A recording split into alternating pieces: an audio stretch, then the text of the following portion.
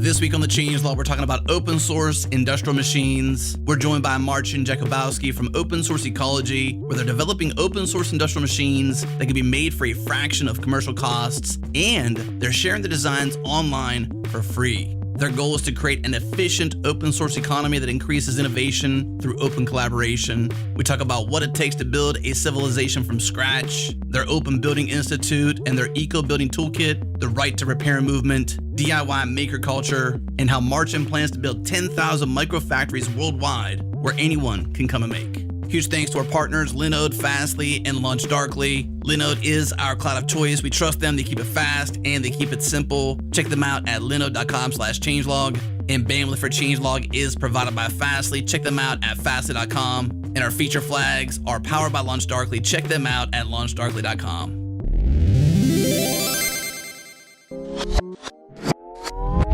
This year, we simplified and improved Changelog's infra by replacing Docker Swarm and Terraform with Linode Kubernetes Engine, LKE. Not only is this new setup more cohesive, but deploys are 20% faster, which is awesome. Changelog.com is more resilient with a mean time to recovery of just under 8 minutes, and interacting with the entire setup is done with a single pane of glass via K9S. Linode is our cloud of choice. We trust them. They keep it fast. They keep it simple.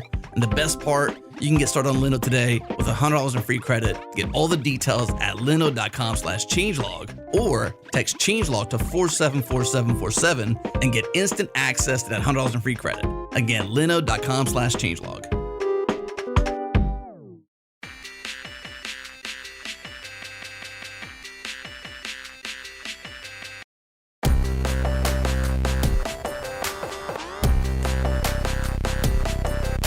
So we are slightly off the beaten path today, but not too far. We're talking open source ecology with Marcin Jakubowski, the executive director of Open Source Ecology. Gotta give a thanks to Josh Fong, listener back in July, asked us to have Marcin on the show, and I certainly would not have found this project myself. So thank you, Josh. Hope you enjoy this conversation.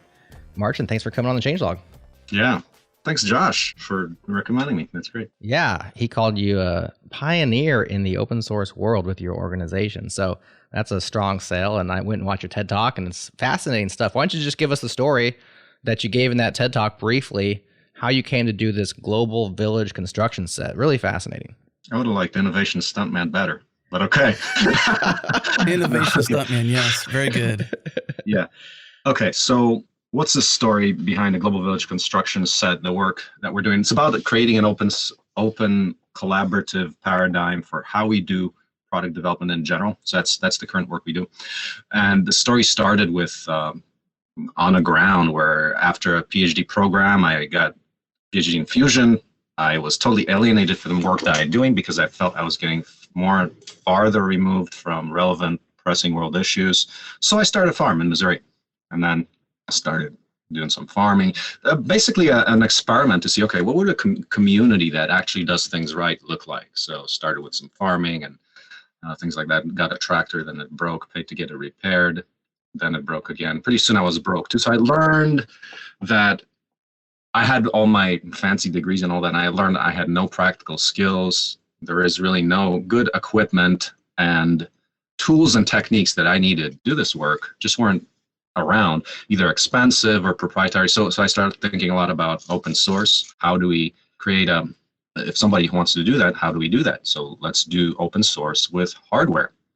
And the open source part comes from the PhD program, my school back in University of Wisconsin-Madison, where I wasn't even allowed to talk openly about my work so to other groups because research groups are competing. And then when I thought about it, it's like, wow, this is pretty wasteful. We cannot really learn, even in an institution that's supposed to be public for the public good. So I really looked into that issue of technology and what can we do better about it. And it's really about creating a collaborative way to develop things as opposed to proprietary. That's a big theme that that's what we're working on. Was it that constraint that that got you in open source, though, where you couldn't speak, sort of muzzled, so to speak? Was that what made you look at open source, or this idea of freely sharing ideas? And in the case of open source software, actual code and actual software, but in the case of ideas, the idea of free and open source or free and available to other people, where it's an ecosystem or a community, is that what got you into that, this muzzle, or was it sort of actual open source software and actual open source communities that sort of like got you excited? It's both. So actually it's a combination of a few factors. So first of all, I was completely alienated from the work that I was doing. Second, in my group, we were using Macs, right? And then somebody one day said, hey, I got this Linux thing on my desktop, and they showed it to me. It's like, oh, wow, interesting. It's something you can download, you can modify, it's free, people contribute to. I was completely blown away because I thought there's only one way to do things. Like, okay, there's Mac and Windows. So when somebody showed me that, I was like, wow, there are different ways to do things. And I learned about the whole philosophy behind that project, and I started thinking, well, how do you apply that to a more collaborative system, like in the work that we were doing where I wasn't able to communicate openly? So that part of just thinking about really the terrible waste, the reinventing of the wheel that happens, that I think that was the primary driver behind it. And there's also the concept of just, there's Madison, it's a radical, it's a very progressive town. So I kind of got radicalized there to much more than just my science, like social issues and environmental issues. And thinking about the world of technology, I was like, well, why can't we make a better life for everybody on this planet? It's just unacceptable that some people have, and a lot of people are left out of the fun that we're having with our DSLR cameras and podcasts here. Right. There's a lot of deprivation happening at the same time that the technology of humankind is so powerful and amazing. We can go to the moon, but we can't kind of arrange our human business on this planet so that everybody benefits. And that was that philosophical disconnect between, okay, me studying this fancy stuff and not being able to do really anything with it. I felt powerless. So started the project. I said, okay, let's start an experiment, a social, basically a civilization startup experiment. I mean, I still kind of call it this. It's basically what does it take to make a civilization from scratch? How do you go about that? You need some technology, you need some sociology. So that's kind of the origin. Yeah. Extract and use resources, etc. How did you jump from PhD in fusion, buying a tractor, farming, to building your own tractor? Because that to me seems like there is a gap in skills there. And eventually you open sourced these plans for building 50 different machines. So not just tractors, but you went from like, my tractor's broken, to I'm building my own tractor from first principles, so to speak. Where'd you acquire that knowledge? Was it just, powered through it, like one step at a time, or did you consult somebody? How do you learn how to build these things? Yeah. So definitely you might think that, PhD in physics is like you might have some practical skills. No, I mean, wasn't prepared for any of this. This is about turning wrenches and designing things from scratch, because typically you work with established things. So it was the need, the fire in the pants to do something. That the tractor that I bought, it was 1970s tractor, cost like $5,000, then just breaks. The transmission goes out. I got it repaired. And 1 week from then, it completely broke again. And I said, this is not sustainable. I can't do this. I can't have a $2,000 bill 1 week, and then I don't know what's going to happen the next time. So I said, okay, I'm still committed to this amazing experiment of seeing how technology could be appropriate. And this is just the very opposite of appropriate technology. So I'm saying, okay, this is a fundamental flaw here. And I will not be able to do this, nor will anybody else be able to do this, if we don't solve this question of appropriate technology. I mean, I studied a lot of this, like during the PhD program. I did not study that in my formal work, but nights and weekends and a lot of time I spent getting into all this stuff and almost getting kicked out of my PhD program because I was doing too much of it. But then I found, there are, in the theories in the books, it says, we need appropriate technology. But then I got my firsthand look at what that really means. And it's like, you need a machine that needs to work. And I want to be able to fix it. I want to be able to maintain it for a lifetime, not be subject to planned obsolescence. So I said, okay, I'm going to build this myself, design it so that anyone can have access to it. And then, the good thing that I did get from the PhD was the first principles thinking that you mentioned. So I said, okay, well, what's a tractor? Okay, it's this box, this frame with wheels and drive and engine and some hydraulics, and you just start kind of reverse engineering from the ground up. But the surprise was really good. I mean, these things work. You get yourself some engines, some steel, some hydraulics, and the stuff just works with very basic design. And then you want to strip it down to the most essential design that's as simple as possible, but no simpler, that still works, does your thing, and is designed for you being the actual owner of it. You own it and you control it. So that was definitely a breakthrough experience for me. It did not start with the tractor. It started with the brick press, both brick press and the tractor about the same time, because the fire under the pants was, okay, here's a raw piece of land that I ended up on. I need a house. I need to do some agriculture here too. So those two tools were the first in line. The very first one was the brick press, which we used to build the first workshop, bunch of houses that we have here. But basically said, yeah, we gotta, if we wanna be in control of our destiny, we have to have some control over the equipment base, not be completely subject to what the industry is giving you. Explain that brick press. What is that exactly? Since that's the first piece you started with. Yeah. So the brick press it's an earth compactor. So it takes soil from beneath your feet and it compresses that into structural block. And you can add some stabilizer, some cement to it, or you can press without any cement. But basically, you get construction grade engineered material from the local material. So if you have clay soil, you can compress that, and you get bricks that are between like 300 and 1,000 psi or so, which is plenty for construction. It's kind of like Adobe, but the technological version where you're compressing a regular shaped block from that. You can see plenty of videos of us pressing thousands of these and piles of these. But that's the first machine we did. Pretty cool. And the cool thing is you're probably standing on it, right? You got your materials right beneath your feet. Yeah. So that process is you build yourself a machine for a couple of $1,000, and then you can press material for your house. That's great. Low cost, but a lot of labor. So that was the learning there. Yeah. Did you ever bump against the right to repair scenario? And part of this is some of that in this story, because it wasn't really mentioned in your TED Talk and in a lot of your story, but I'm assuming it's at least a part of the story to some degree. Oh yeah, I mean that's essentially in there. It's been there from the very beginning since the tractor broke. But we didn't call it right to repair. That kind of came out maybe a decade after that, or a few years after that. But definitely completely identify with the right to repair, for example, on your tractors, where now John Deere is putting proprietary equipment that you don't even own the software, and if it breaks, like you're completely dependent on the service from John Deere. Like there's a lot of pushback from that because people are saying, "Hey, I don't really own this thing. This thing is owning me." Yeah. Can you defend their side of it? Just by any example, like I know you have your own side of it, but can you defend at least the commercial side of their thinking behind that by any means? Oh yeah, I mean it's clear. It's about control. So if you're a business in the modern system of commerce, you're beholden to your stockholders to maximize profit. One way to do that is you concentrate information, you concentrate the services. You don't empower the customer to do all the things that would make the thing lower cost. So to give you some numbers. Today, a farmer will go out and splurge with like $500,000 worth of equipment that depreciates 10% per year, like $50,000 per year, right? Well, so you're talking about a 10-year lifetime before you got to snap up that $500,000 deal again. Well, think about that. It's like 10 years. That's, you might say that's pretty cool. I grew all these beans and corn and made this money, which actually is marginal these days.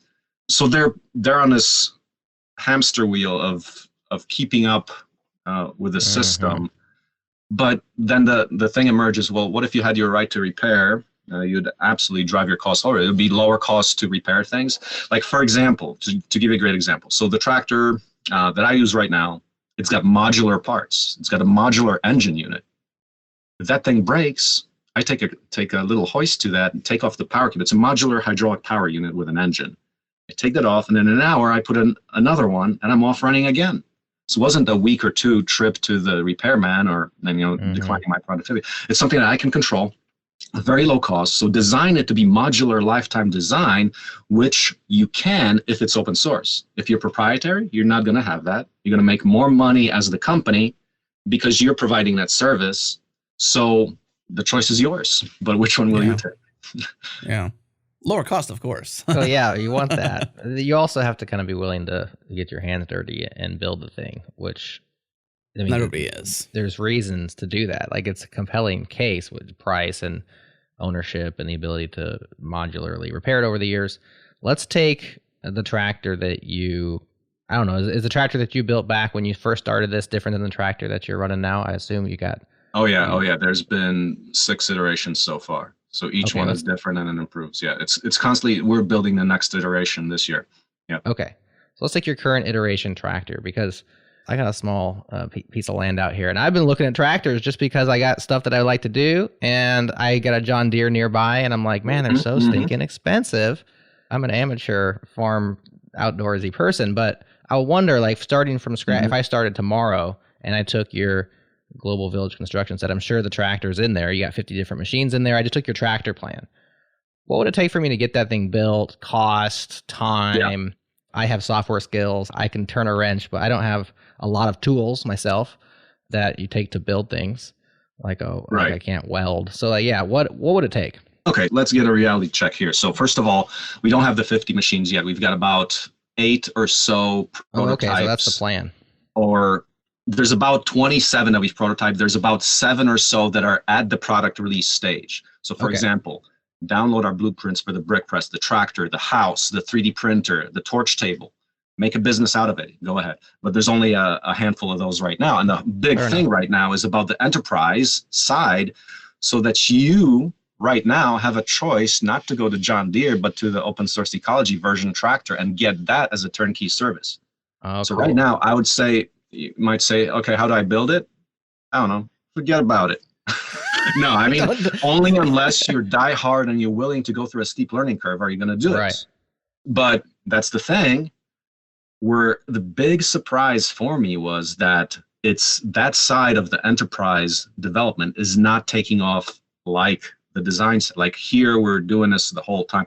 People are not replicating. It's hard. Altogether, there's been like a dozen or two replications of about a dozen of the brick press, several of the tractor, but it's a huge different story between the prototype that you can make work and you're hacking it the whole time, and a commercial product. So this is where we're at right now. We're at the stage of getting all this to the commercial traction stage, and that's basically where we want to succeed. Because right now this has not succeeded. You have difficulties that are probably, if I give you a number, it's probably 1,000 times harder than software.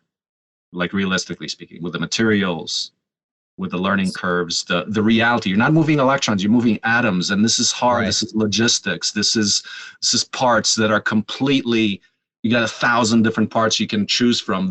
You're working from a system that's got 200 years of industrial inertia of proprietary development. You're dealing with part suppliers that you have a whole junkyard of cars, and you can't even make a single working car from all of that because all the parts are different. There's some challenges. So I think listener Josh really pegged you. I mean, pioneer is really what you are doing, because you're having to really lay groundwork here in order to make this thing bootstrapped. Exactly. And we're talking about, initially I'm thinking, TED Talk time, all this amazing interest and all of that. But it's a hard management thing, because to take it from a prototype to the product, it's like you got to do not like 1 or 2 prototypes. You got to do like 10 or 100. I mean, literally, it's kind of like software, where you fix a bug, done. Okay, next bug. But how many bugs you have? Thousands, right? It's the same with hardware. You fixed one thing, you learn a new thing, and then you can keep improving this, and it takes a long time. Well, then how do the proprietary guys do that? Well, my answer to that is that their equipment is crap in general. I mean, it's pretty high performance, but it's nowhere near what it could be if you unleash a collaborative effort to do so. That's what we're going after. And it's not because the incentive structures don't actually align for that to be the case, right? Explain that question. The incentive structures of the business. So like light bulb manufacturer, like is it in his best interest that his light bulb lasts forever? No, it's not, because he wants you to buy the next light bulb. I'm saying like the way that the incentive structure of the economy doesn't make it so that John Deere wants to build the tractor that never breaks down, right? It just doesn't make any sense. Yeah. I don't want to put bad intentions on John Deere people. It's just like that's the incentive structure of the business, right? It's a structural evil. Yes, it's an incentive structure. I use the word structural evil because we're within a paradigm that makes this happen. Now, that's very rational for John Deere to make that tractor and not collaborate, have the best one, get some boost up the sales, and so forth. But the opposite of that is, what if John Deere and Mahindra and biggest tractor company in the world from India, all the other ones, Case, Bobcat, what if they all collaborate to make the super machine? Well, we can make a case that it could be better. And you clearly can say that. Like, for example, to reify that a little bit, if you go out on the internet, if you know anything about diesel engines, people will say that there is no one perfect diesel engine. And I'm looking at that, it's like, I thought about this issue. It's like, okay, is that because there's so many different options and this and that, and everyone complains about a diesel engine. Like, there's whole religions, like, this is my favorite diesel engine, this is my favorite diesel, or that one. And each one of them says that, okay, well, this is better because of this, but it doesn't have this, that, and the other. And I'm saying, like, why can it not have all? Why can it not be actually the best engine? And that's actually an issue we're struggling with right now, because we don't really have a great engine to work from. And we're going to have to open source that in the future. But that's an interesting story, that the incentives there are to keep mediocrity as the status quo. We might think we have unleashed radical, crazy innovation, AI, and all of this and that. But I think we're still in a stone age until we learn to collaborate. I think that's a human flaw, though, to some degree, or maybe something that we can key off of, which is that it's very difficult for us to think about 3 generations from now, right? And to sacrifice our lives to some degree of some financial upside, whatever it might be, to pay the sacrifice necessary or to create a system that is like you're trying to do, or in this means, and not have the incentive structures that Jared's talking about, because we can't really see 1 or maybe 2 generations down the line of our humanity. We're sort of in the now, and we're sort of selfish as individuals. We say we're not, but we definitely are in our actions. And you see that by having sort of incentive structures that really just focus on the quarter, the half year versus the 10 years down the line. Some of us think and transcend that thought pattern and are visionaries and innovators and pioneers like you might be, but not the collective at large. And that's where I think it's very difficult for us to, because we sort of like slinky, some of us go forward then while the rest of us catch up. And it's sort of like this constant move and flow of like thinking about the long-term future and doing what's necessary to plan for that long-term future. We're not all in, literally all in on that idea. We're not all in. Yeah, that's right. All in. That's right. Well, there's friction, there's inertia, there's other challenges in your life that just take priority over, certain ideals or certain moves. This is fascinating. So you're not there yet. And the TED Talk is like a decade ago, 2011-ish time frame. So you've been you've really been working on this.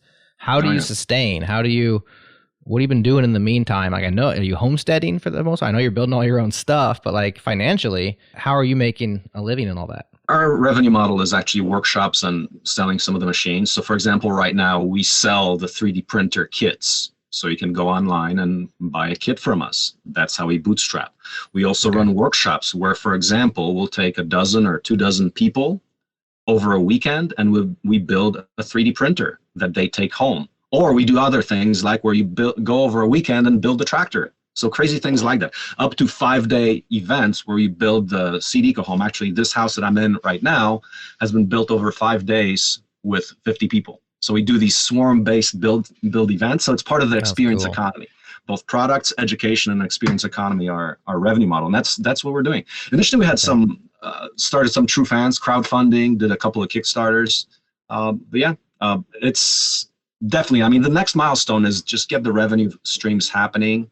We're planning to build and sell these houses. It's a model of 1,000 square foot house that you can build with a friend in 1 week for $50,000, or we can give you a turnkey version of that for $130K, including land. That's our next major milestone. And we think we're going to get some traction with this because everyone wants a home. Yeah. Buy some acreage if you can, scoop some of that up and plan for that. But who's coming to these workshops? What kind of person comes there? computer programmers who need practical skills, survivalists. Okay, There's nice. people who want makers, Yeah. educators. It's a very, very broad crowd of Really? freaks from society all over. Freaks. Yeah, both mainstream and progressive people. It's a wild bunch. Yeah. Basically, the common theme is there. We want to take charge of learning practical skills, building things, just getting away from that. Like just the same thing that I faced is that I got my PhD and then I could not build a thing. Had no practical skills. There's that big gap. It's also now a big political divide now, the huge gap between the intellectual world, the world of finance capital, and the productive people who are still in touch with producing things. Because I must say, from a long time ago, we've been makers, like we've, lived in a jungle and slayed an animal, we built things. That kind of instinct is still quite deep within a lot of people. Everyone has that. You want to have your agency show, and the best way to show that is through manifestation of physical objects. So that's a kind of drive that unifies a lot of people that come to our workshops.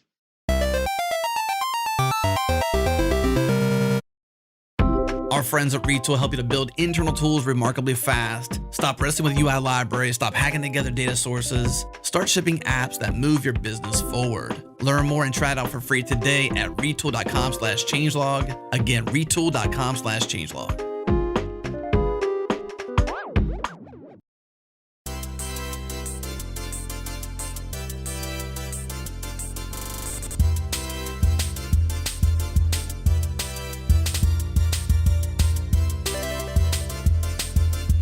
So we've been talking about bootstrapping. You're both bootstrapping this whole new thing. And you wanted to start with the concept of like, what do you need foundationally, first principles to bootstrap a civilization? This is the global village construction set is the goal.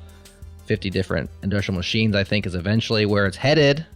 But like bootstrapping, you got to start somewhere, right? You got to tie the boots and then pull yourself up by the straps. I don't know. Yeah. How do you bootstrap a civilization is the question. Yeah. One property of the system is that it's a bootstrapping recursive kind of a thing where one machine builds the next one.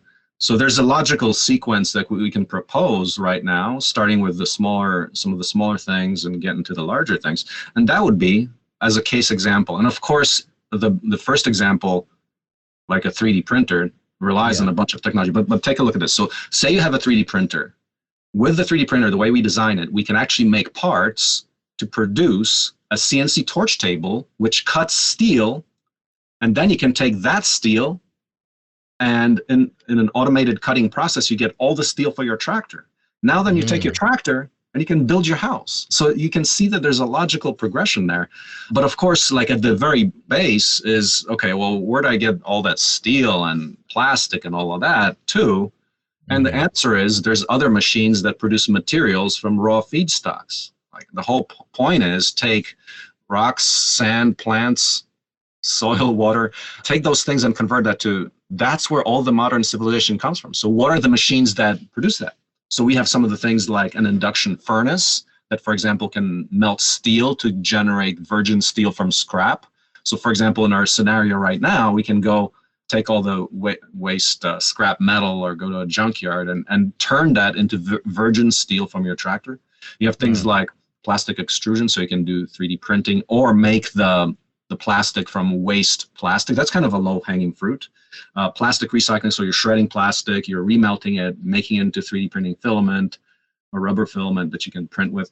There's, for each part of civilization, there's a machine that does the thing, like digging rocks. You dig rocks, you burn that rock, and you turn it into concrete. Now you got your concrete foundation. You can go through that kind of a simple thinking process for every single thing. Rocks, that's like iron ore, right? Melt it, smelt it, you got steel concrete plants, you got plastics. All the present oil-based economy also can be gotten out of trees. It's carbon. So you got to know a little bit of chemistry for that. You got some industrial engineering there. But it's all very rational. Like once you start wrapping your head around the whole process, you say, wow, this is really cool. And all these resources are all around us. This is beautiful. So that's the bottom line right now. I'm in a very optimistic standpoint. I'm a techno-utopian, but not the Diamandis style one of AI and computers and all of that, but more like, let's get to the bottom of the resources and the whole machinery set that is open source and reproducible over the world so other countries can leapfrog to the same state of excellence that we have attained here, so forth. Because the path to build this kind of tooling isn't there in the proprietary world, or it is, and it's expensive, and it probably is closed doored. You have to have a special key or a card or a title or a company style or something like that to get access to these brands that have these tooling. So your path is accessible even if it takes motivation, whereas the other side, the fork in the road, may have many hurdles, if not straight up roadblocks. So let me address that. One point about this is how do you make this easier for people? So the idea is, it's like, Jared, I said, forget about it.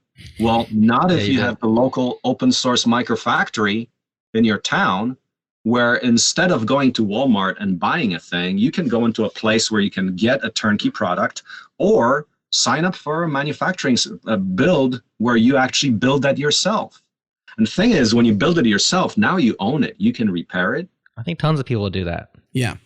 This has been my desire for a very long time. A buddy of mine, I'm like, I'm not a woodsman. I'm not a very good woodworker. I don't have the tools. I don't want to set up a shop.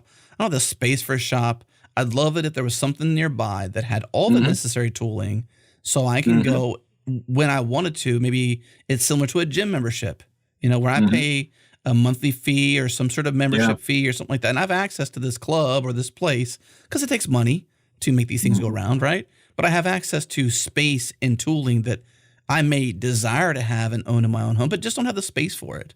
And in this case, if you have these kind of things all over the place, then rather than Jared's question to you and you say, forget about it, it's more like just go down to your local open source. What did you call it? Open source manufacturing? Microfactory. Open source microfactories, take a class and build the thing yourself by renting 2 hours of time in the space and build a thing.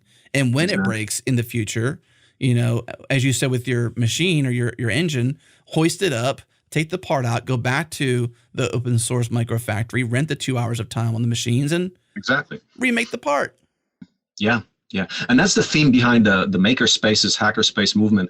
Though those kinds of spaces currently, they're not really set up for real industrial productivity on a small scale. It's largely an education kind of tinkering kind of a space. But basically think of the hackerspace with a business model. Here's how we actually produce things. And the thing that's actually missing, people think that there's all this in open source hardware, there's open source this, open source that, instructables.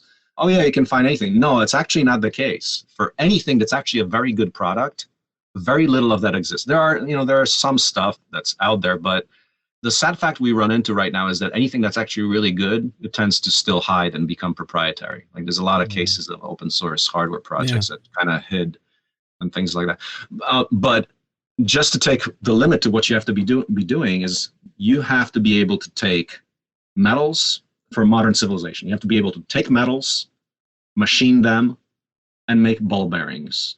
Like ball bearings, I would say, is like the number one technology that allows the world to spin around, no pun intended.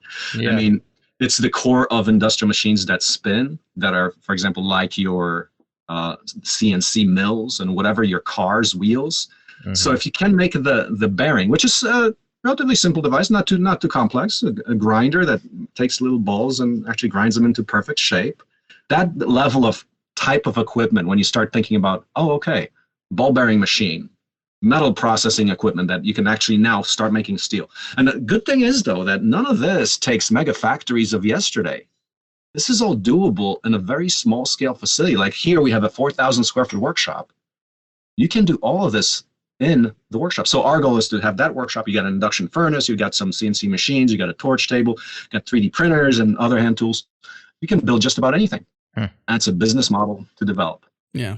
These are big ideas, but sometimes to get to the next phase, you have to have focus.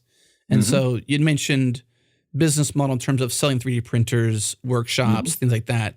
When you take all this knowledge of making civilization, where are you placing that focus at now? Is it one part is obviously building homes, but is that where it begins? You mentioned ball bearings and, different things. How do you focus what you're trying to do to sort of like get to that next stage? To sort of keep iterating rather than just simply building tractors. Like, what are you focusing on? Yeah, the rollout right now is the project that we're doing right now is the Seed Eco Home, the house that I mentioned. And because everyone needs a house, we're thinking that's going to be a great way to generate revenue through a very efficient, lean, well-designed thing. We've made several prototypes. We think we know what we're doing. But at the same time, you also say, okay, so I'm going to start me this house building enterprise, and we're going to produce, ideally, if everything works out, hundreds of these this year, or at least get hundreds of orders so we can execute, which means we're also training people to build. But when I think about that enterprise, it's like, okay, well, what about a 3D printer or a tractor? Well, I need that tractor to do the foundation, to hoist the lumber, move things around, to spread the gravel. So we're actually saying, okay, we're developing this house, but as side projects along with that, we are launching some other campaigns so that we get the tractor to a final workable version, so we can lower the cost on the house business. So that's part of the house business. And the 3D printers that we've developed, we know we can make a lot of things that we use as materials for the house, like 3D printed plastic lumber, like foundation forms that facilitate the foundation, like all this kind of stuff you can do if you have a larger printer and waste processing infrastructure for processing abundant plastic waste into filament. So actually, as part of the house, which is our main campaign right now, we're doing the campaigns around the 3D printer and the tractor. We're taking those also to the finish line so that we can reduce the cost of the housing. That's our current 1 year, 2 year program to get these three, the 3D printer, tractor, house, out the door so that we can have widespread access. Is there anyone out there in the commercial spaces, proprietary spaces, that don't have your thinking, that's threatened by what you're doing? And if so, how are they reacting? No? I don't think so. Not yet, because they don't understand it. Or even the maker spaces you mentioned, like making your own things. There's somebody out there that's like you're not buying their thing. You're not going to Lowe's and Home Depot to buy the thing anymore. You're sort of like making it on your own to some degree. Yeah, that is if we had thousands or millions of replications, which we don't. So until the point where you have reached $1 billion scale or so, or at least like 10 million, you're hardly going to be noticed. Right. Our budgets we've only spent over the last decade or so, it's about $2 million. It's shoestring. So that's part of the learnings. It's like, no, you put forth this design. No, people are not going to start going crazy and making all kinds of enterprises across the world like I thought would happen with the brick press or the tractor. When I first published the brick press, I thought, wow, can I publish this? People are going to steal it. The world's going to explode with this. What am I going to do?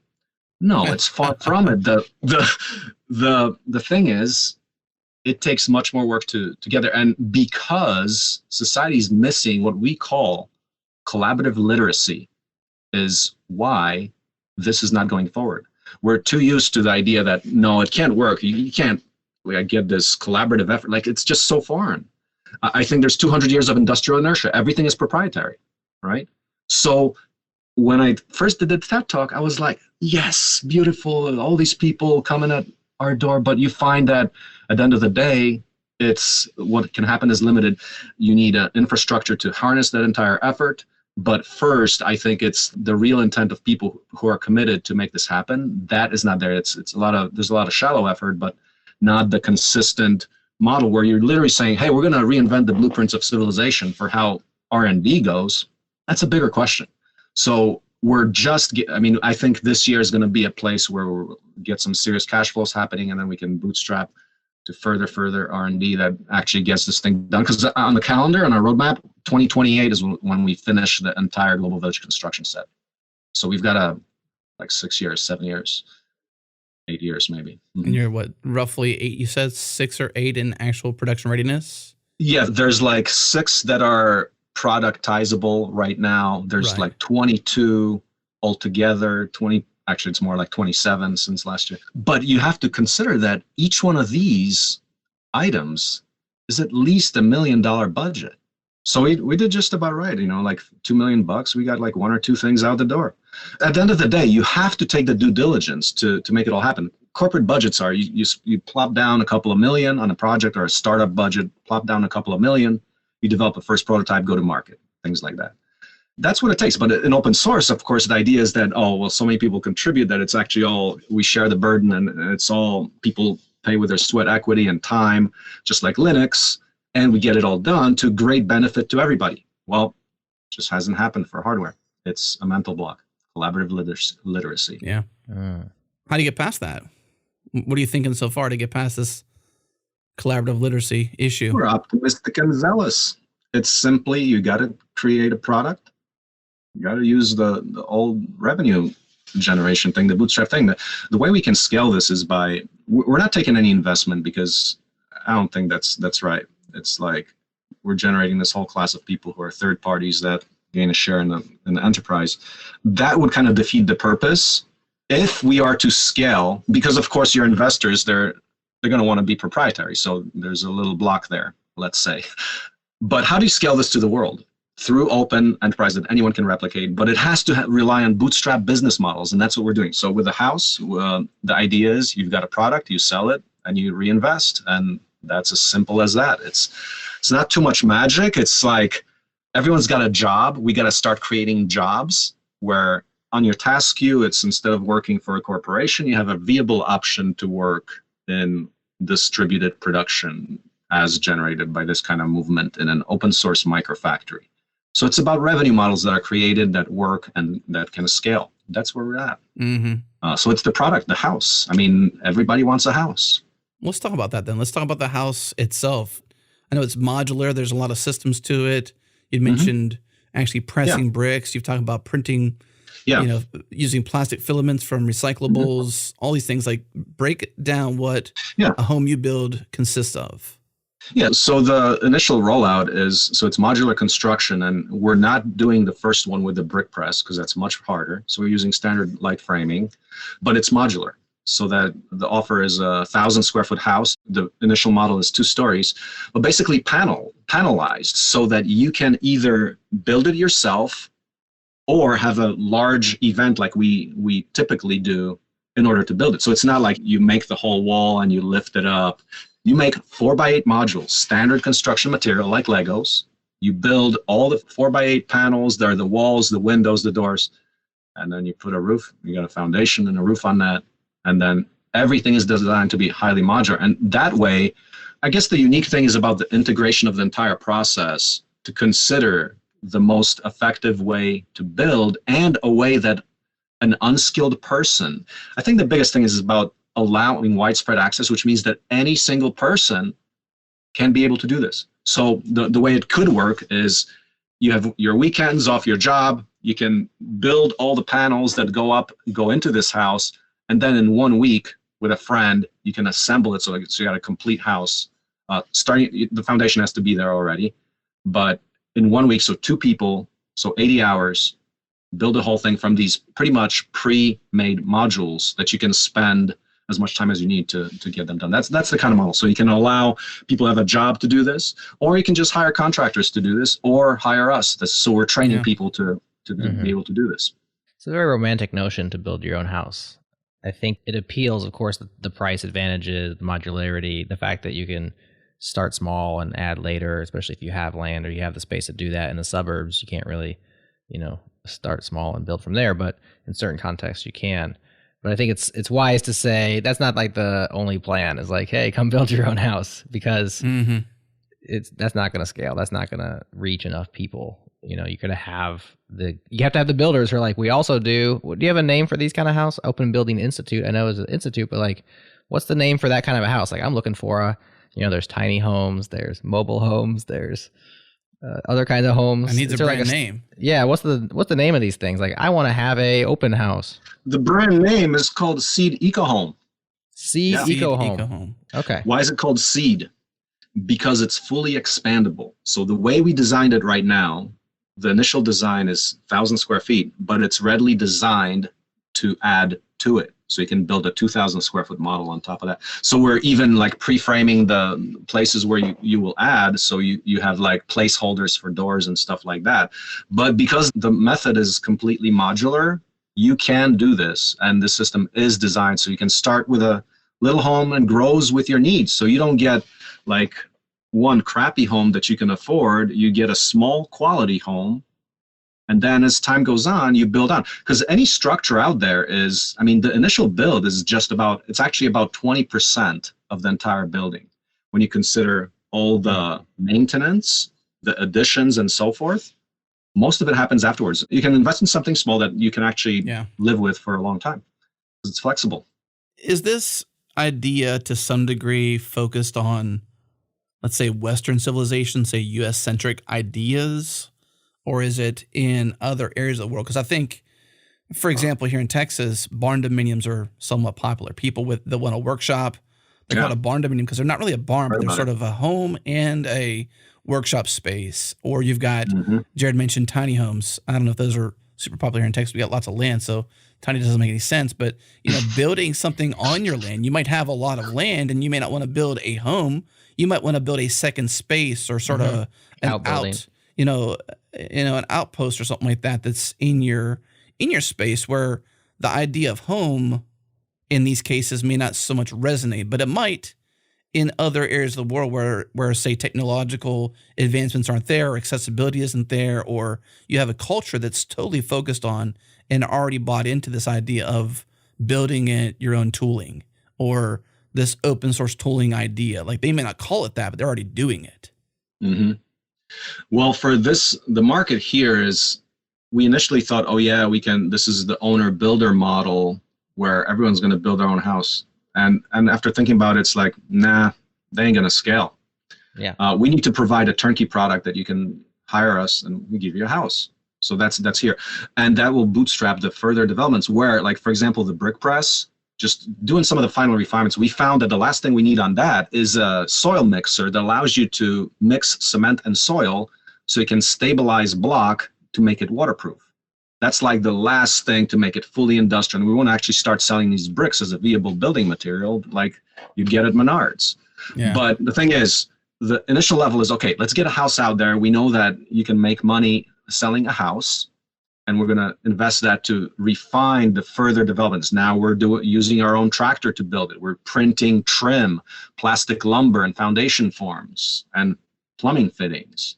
And then we're going on to, now here's your compressed earth block techniques. Here's this sawmill that, if it's readily accessible, and imagine a CNC sawmill, you drop a log to it and walk away, and then you just got a pile of lumber. Like that, a techie person could do that. So mixing automation, the appropriate automation within all this process, and you can avail this unbridled productivity on a small scale. Right? So that's the vision, to just create more options for people, so you don't just have Menards or Lowe's, Home Depot to go to. Because actually right now there's a real shortage of lumber, that the price of lumber went up like 3 times. It's insane this year. It's a practical thing too, if you can generate your local materials. We're finishing our basement right now, and I joke that it's like we're putting another house inside of our house because the prices are astronomical. And it takes a really long time because the builders are all just they're all building stuff. No builder is dying for your business right now because they're so busy. So it's not a great time. We really lucked out because we did an addition to our home earlier this year, and we beat the timing in terms of our quote having to go up because of the cost of lumber. But, we were just by the nick of time to begin, essentially, to beat that time frame, because it was going to go up like 3 times the cost for the lumber part of it alone. So is there any real solution for that? I actually think there is, with 3D printing. So each person in the United States generates like 100 pounds of plastic waste, and it all goes to the trash. I mean, imagine taking abundant plastic waste and distributed production of, say, lumber, plastic lumber. You can get plastic lumber at the big box stores too. That's a technology that you're taking an entire waste plastic stream, and with a basic shredder and a filament maker, you can now start making filament to now start printing large things. Why can't you do that right now? Well, a spool of filament is $20. That would make for a very expensive 2x4 if you like a $40, $50 2x4 if you did that. But if you reduce that price of the plastic by 10 to 100x by going to waste plastic streams, then you're talking. So that's part of the initiative. We're going to do this as a very explicit part of the Seed Eco Home. Here's now plastic lumber technology that we can now lower barriers to in this whole process. Well, let's talk about that, because this is something I've become more and more aware of, I would say, over the last several years, but more so specifically very recently. I had to like almost double, I'm about to triple the size of the containers I use to hold my recyclables to put out on Monday, essentially. And I've become more and more aware of what I would typically throw into the waste bin that goes into a landfill that could be, and my son and my wife, and we all say, we can make something out of that. So when we throw it away and we accidentally put it into the trash, which goes into the landfill, and it's something we can make something out of, we say, oh, we can make something out of that, and we move it to the recycle section, which typically it's some variation of plastic. In some cases, it's aluminum, with, tinfoil or whatever it might be. But in most cases, it's something we can use and make something from. And I've personally seen my recyclable areas from cardboard boxes from Amazon or whatever we're having shipped to our homes quadruple in the last several months. And then also just my awareness of what I would typically just throw into the trash that could be recycled.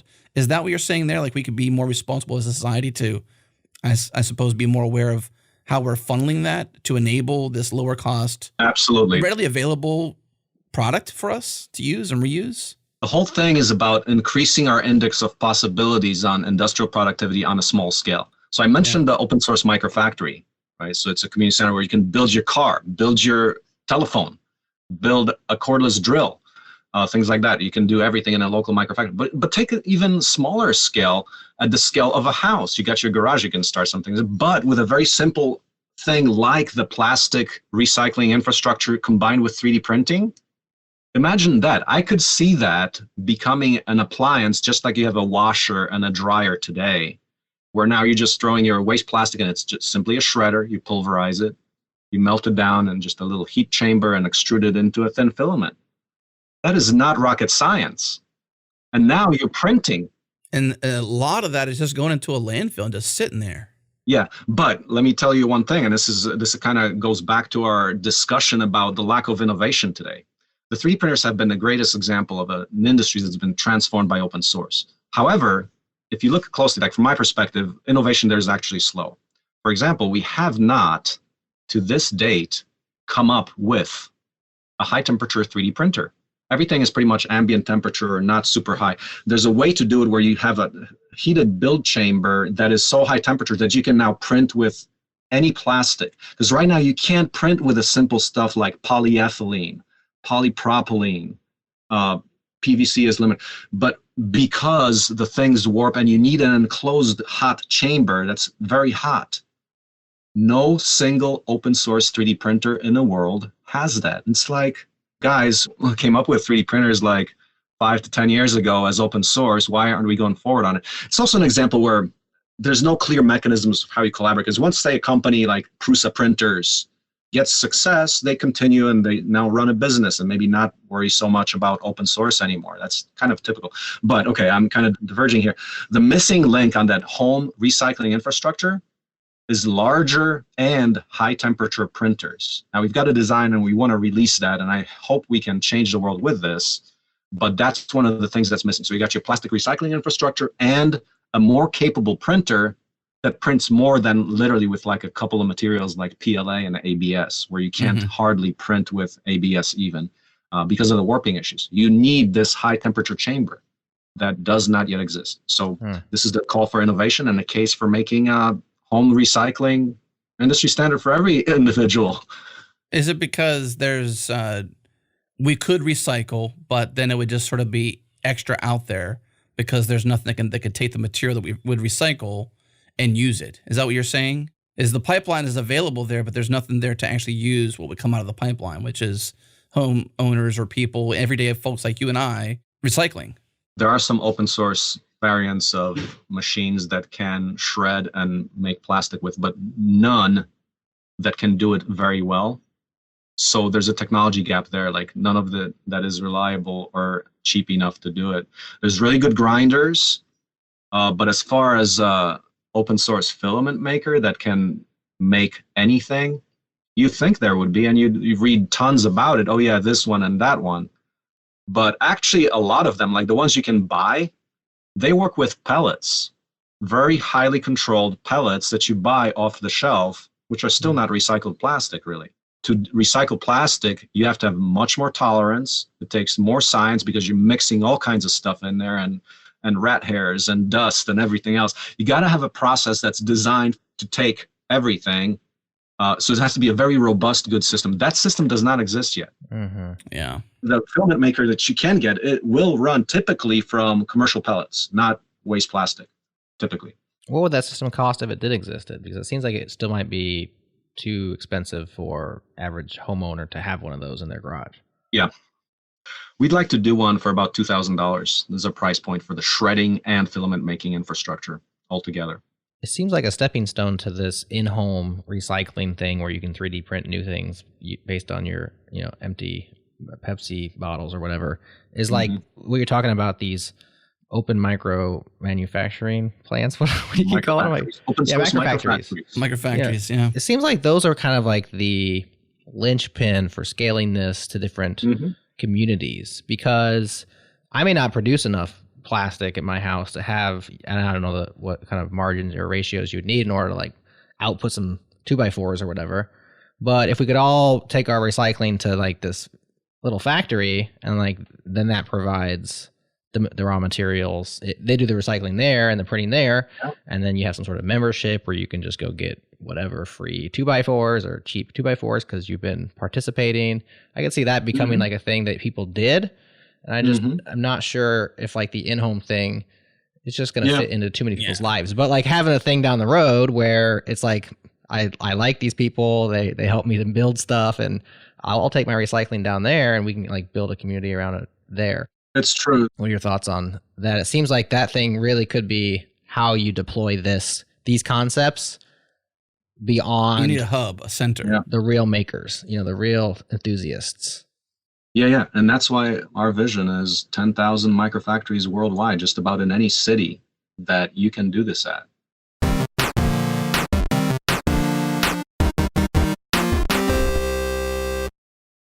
This episode of the Changelog is brought to you by Render. Render is a unified platform to build and run all your apps and websites with free SSL, a global CDN, private networks, and auto deploys from Git. They handle everything from simple static sites to complex applications with dozens of microservices. If you're a developer or a founder that's frustrated with AWS's complexity or Heroku's high costs, you owe it to yourself to use the $100 in free credits they're giving our listeners to give Render a try. Render is built for modern applications and offers everything you need out of the box. One-click scaling, zero downtime deploys, built-in SSL, private networking, managed databases, secrets and configuration management, persistent block storage, and infrastructure as code. Heroku customers running production and staging workloads typically see cost reductions of over 50% after switching to Render. Here's the best part. We work closely with the team at Render to ensure you have zero risk by giving you $100 in free credits, plus they're going to assign a world-class engineer to your account to offer guidance and answer any questions you have.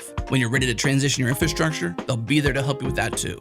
Automate your cloud hosting with Render at render.com/changelog. Get $100 in free credits to try the Render platform, plus a world-class engineer assigned to your account to guide you along the way. Just send an email to our special email, changelog@render.com, to get access to those free credits. All that begins at render.com/changelog.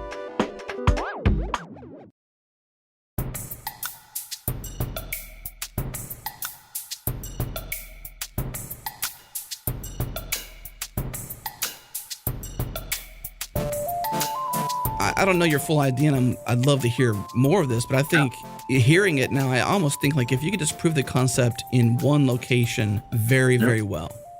So you live in Missouri, right? Yep. Prove it in one space and like the community thrives from it, and then one center at a time. That would be my assumption of how it could work. The dream may be 10,000, but I think for you to prove the concept, get one area, especially where these kind of ideas are adopted very well. Colorado is a place where that kind of stuff happens. In your areas, it's where that kind of stuff happens. Like find a few places where, there's a need, there's a vacuum, right? And provide the space, the center, and begin small. Provide this membership, this access, these courses, or these trainings, or these classes, and maybe even build some homes in the area as part of your rollout, but start someplace and just prove it in that one space, and then, roll that out Absolutely. And then video that thing, document it, start sharing it, right? Show the YouTube success it constantly. stories. Right. Yeah. Then you can start to get a groundswell. Yeah. Absolutely. By no means are we saying it's easy. Isn't that We're what just he's saying doing? That's how you do it. Are you doing that? Well, that's what we're doing in September 2021. That's this year. Nice. There you go. That's the idea. And let me just introduce another thing. So in August, about the middle of the month, we're going to do a weekend hackathon where we're inviting 2,000 people to collaborate on publishing the blueprints for the house and some work on a printer and the tractor. So we're going to do a very crazy, large-scale collaborative event that depends on still very simple tools. It's open source FreeCAD, it's Google Docs, and collaborative editing. But we've got protocols where you can get masses of people where with module-based design, you can put a lot of people to collaborate together on unprecedented projects. Sounds cool, man. I love this idea because, you know, you were talking about housing and stuff like that, but I'd love to like just build my own components to make an RC car or something like that, you know, Yeah. or make my own skateboard, my own deck, you know, Yeah. or something else like maybe I don't want it, but like the idea of doing something like that. Yeah, well, yeah, sure. My son skateboards. I used to skateboard. Oh, okay. I was a skateboarder way back in the day. I can pass that on the torch You're a to my skater son. boy. That's right. Yeah. Back in your But- Offspring days. That's right, my Offspring days when I was singing the songs. That was a pre-show thing. But, you know, it's housing, but I think this maker culture, this hacker culture of, you know, you said manifesting physical objects. Is that what you said earlier? Yeah. Yes, I did. You know, that Yes, idea sir. is happening lots with, you know, it's happening in the microcontroller space with Oh, yeah. Arduino and Raspberry Pi and RISC-V and all these fun things that are happening out there that are Yeah. putting very high technology, small computer abilities into everyday people's hands. Yeah. And you combine that with this space that you're creating Exactly. where literally whatever you want to make is possible. Maybe in this case, you're focusing on housing and the larger things that sort of like build civilization because you need somewhere to live to have a civilization. But eventually you just need a hammer or you just need a skateboard or an RC Yeah. car. A 3D printer is a very good diverse function tool that can get you there. Because if you think about any of these things that you mentioned, what are they made of? They're made of plastic, a microcontroller, an electric motor, maybe some screws and bolts.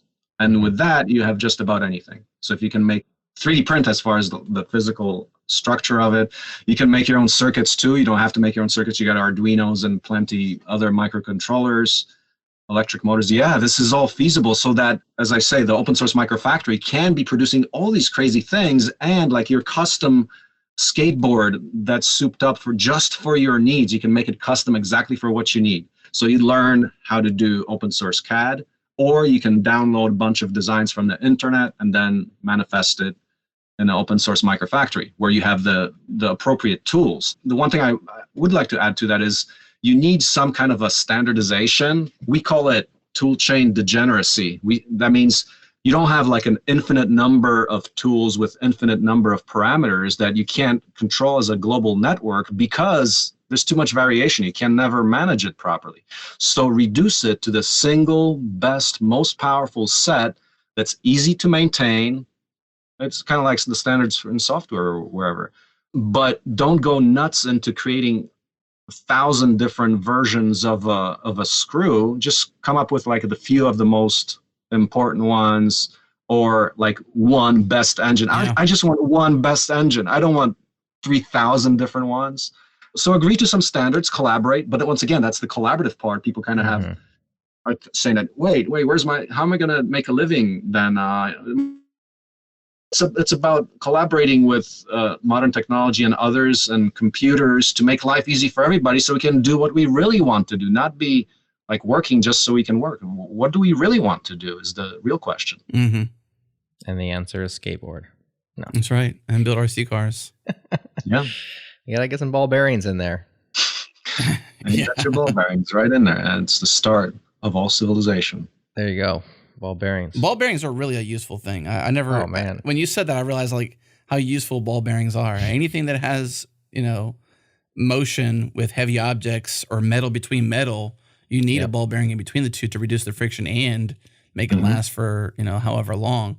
I mean, I noticed that whenever I build mountain bikes for fun. Yeah. And I just noticed like I'd never really built anything like that ever from scratch, from the frame up.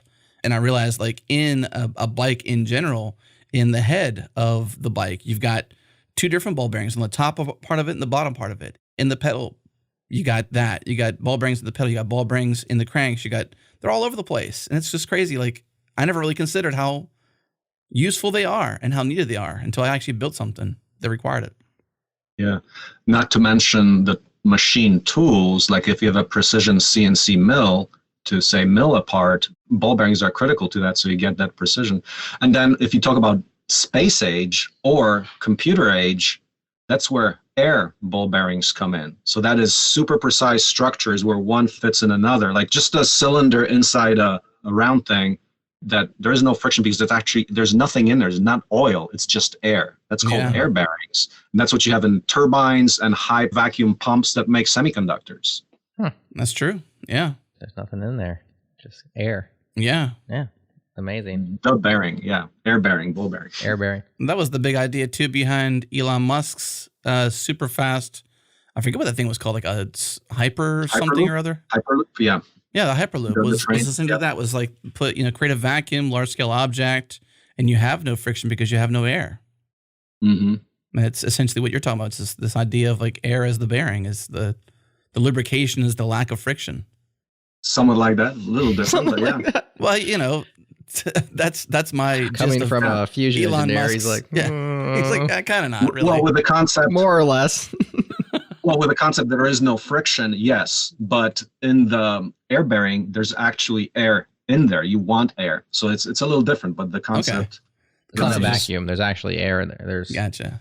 I gotcha. Yeah, there's air versus vacuum, and vacuum is what you're talking about for the Hyperloop. Leave it to me to get very particular and then be wrong too.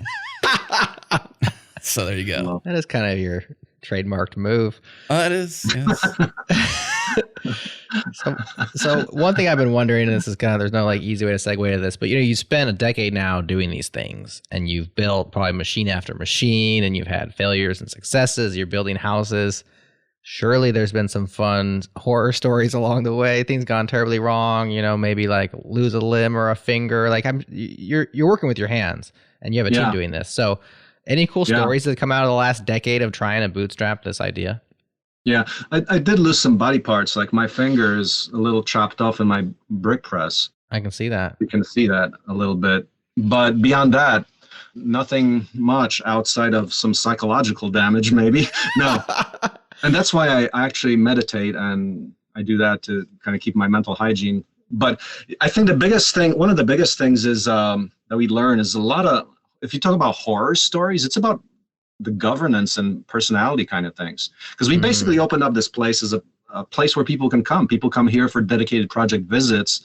But, one thing we learned is that without really sound governance and clarity of what people are doing, it turns into a Lord of the Flies situation pretty quickly. Like this is a place where it's like we're completely open to experimenting and doing different things. But if you don't give people enough structure, people go nuts. So that's kind of like the biggest learning. It's like you need governance. Like I guess I would say I was more anarchistic natured before. I mean, of course, I came from higher education. I was in a system, but when I kind of dropped out of society in some way to live on a raw piece of land as an independent thinker, I was like, we want to be responsible. We don't want government telling us what to do and stuff like that. Adam, you're from Texas, so you're in the Texas Republic there. But I do appreciate much more about governance. And like when you try to run an enterprise, there's got to be real clarity about operations and what the rules that we follow are. So there's been a lot of learnings of how to do that, because we've seen just personal conflict. I mean, I was personally, just to tell you, I was exiled. You can say exiled, voluntarily exiled. I mean, things got so crappy with some of the personalities that I just had to leave for like a month from my own house. I mean, that's crazy. That kind of tells you especially like with what's going on in politics, say about anarchy, it's like, no, we do need some governance. We got to have sound governance. We got to constantly improve it. So definitely this experiment here, the big challenge is going to be governance. How do you get people to collaborate and work together on this piece of land? How do you do it in a way that's better than now? it's the same struggle in open source software. You're just not, living on the same piece of land, right? But we have these conversations around codes of conduct and how we're going to conduct ourselves, and do we need those? Do we not need those? Why do we have to have those? It's like, well, because some guardrails are nice to have, because sometimes necessary to set expectations of how people are going to interact with each other in this area, and that's actually a necessary thing. And it's interesting that, of course, we find that in the physical spaces as well, but we deal with it so much, even just in the digital spaces, that it's kind of, there's nothing new under the sun kind of idea. Like, yeah, these are the same problems that you deal with your neighbors and with your family and with people around you. And then you go online and you deal with similar things. And yeah, we do need some structure for sure. Yeah, so basically take what you know with the online communities, but then the extra layer of challenges. Okay, but you're actually physically with these people. Think about it's harder to ghost. You can just piece out of an online community and be like, I'm just not going to contribute to this project anymore. Right. But when you live there. Mm-hmm. When you say these people, do you mean people that come to visit for a bit for a class or for a project, and they're there for many weeks or months potentially because it takes a long time? Is that, or do you mean like immediate family? It was more like in the early days when we started the project. Pretty soon, as I said in my TED Talk, and people from all over the world began to show up.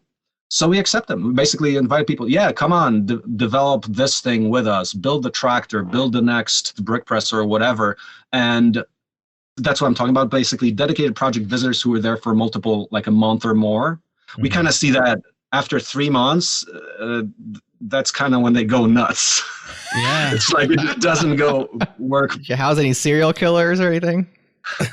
No, not yet. But the thing is that unless you have a rigorous structure for so-called HR, human resources, managing people, setting expectations, and so forth, people need that. And me, we're a lean team. We're just a few of us here. It's like I never provided that rigorous kind of leadership, or I would call just constant feedback or like babysitting kind of thing. Like, if you're trying to do a coordinated effort where people working together on a project, you definitely need some significant infrastructure for management, unless you're assuming that everyone is very evolved and completely aligned and completely collaborative, which is kind of not yet. I mentioned that collaborative literacy, I think, is very much undeveloped in today's society. So people don't know how to work together.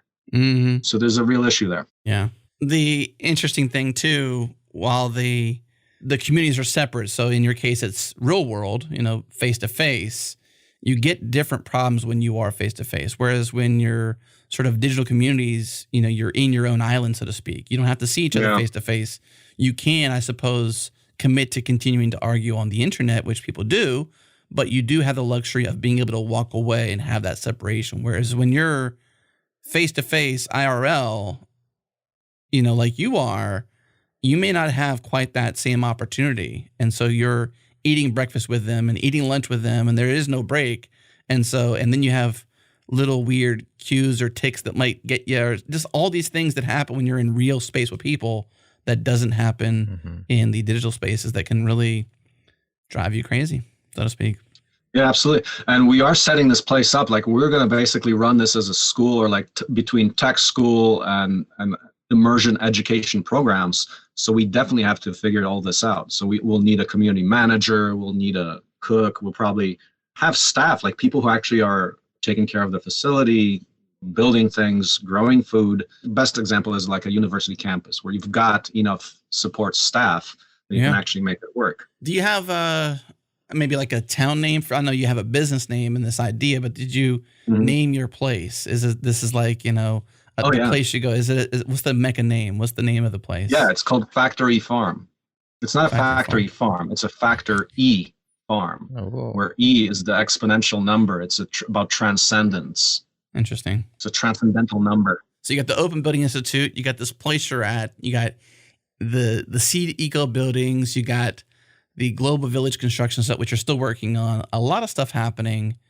What's the next big horizon you're facing? I know you mentioned a couple of things, but what's the next big thing that you're doing? And maybe even an invitation to this audience we have here to, build their first home, or, give somehow.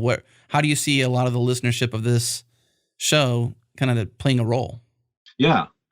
Well, I mean, the next big thing is, you might say it's the next big thing, but it's all part of the Global Village construction set, which the finish line is 2028, where we have essentially an appropriate technology infrastructure. But actually bigger than that, we're developing these machines, these artifacts, but what we're actually doing is developing collaborative design and development protocols that can shift the economy from proprietary to collaborative.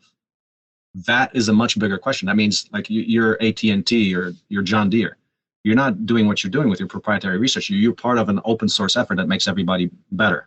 So a more distributed world.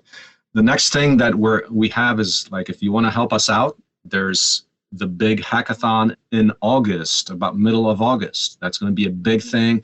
We need a lot of CAD people, designers, graphics people, publishing people, because we're going to basically write the big manual, the enterprise manual for how you build the seed eco homes. And then in September, we're going to do immersion, where you actually learn to build the seed eco homes if you want to build them. Or we're doing a longer program for 3 months, where you're actually getting trained on how to be an entrepreneur or a builder building these houses. So there's a lot of activity there, which does include the tractors and the 3D printers as part of that infrastructure. So if people want to help out, sign up online. We have an interest form for the seed eco home. We're going to basically launch that as a public announcement probably by March 1st. So there's about 6 months before the actual hands-on training. So that's a big thing. Or otherwise, buy our 3D printers.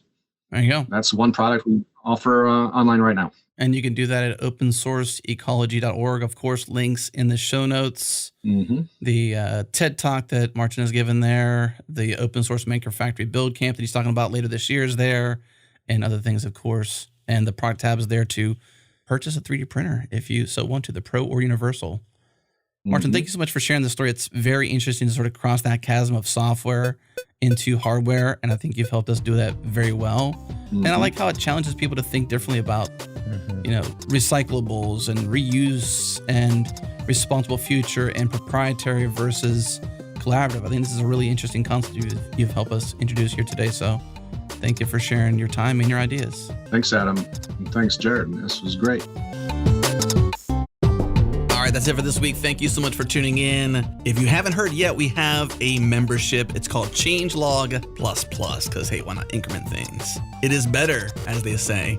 You can subscribe at changelog.com/++, get closer to the metal, make the ads disappear, and of course, support all of our podcasts. Again, changelog.com/++. And of course, huge thanks to our partners, Linode, Fastly, and Launch Darkly.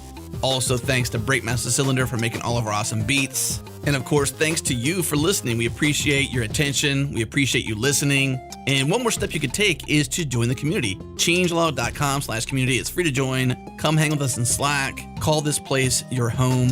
Changelog.com/community. That's it for this week. We'll see you next week.